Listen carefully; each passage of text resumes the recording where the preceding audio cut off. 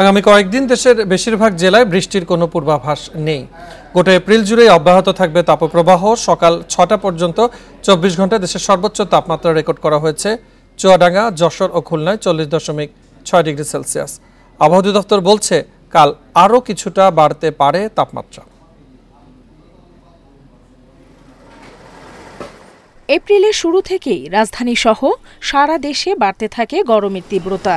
বৈশাখের পর দেশ জুড়ে শুরু হয় মৃদু থেকে মাঝারি তাপপ্রবাহ। কোথাও কোথাও যা রূপ নিয়েছে তীব্র তাপপ্রবাহে।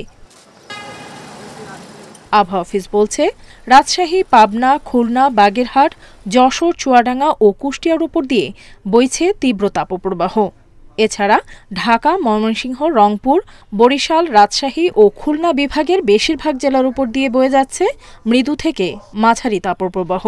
আসলে এপ্রিল মাস তো এটা হচ্ছে আমাদের কি গ্রীষ্মকাল, এবং এপ্রিল মাসটাকে হচ্ছে আমাদের দেশের উষ্ণতম মাস। পাবনা জেলা সহ খুলনা বিভাগের উপর দিয়ে তীব্র তাপপ্রবাহ বয়ে যাচ্ছে।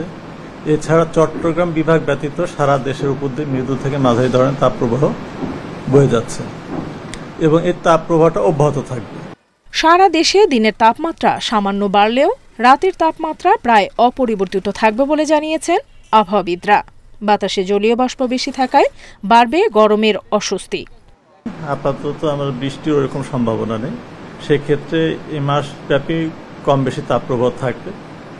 তবে দেশের উত্তর পূর্বাঞ্চলে সিলেট বিভাগের প্রায় প্রতিদিনই কম বেশি বৃষ্টিপাত হচ্ছে। বুধবার থেকে তাপমাত্রা আরও বাড়তে পারে বলে আশঙ্কা আবহাওয়াবিদদের।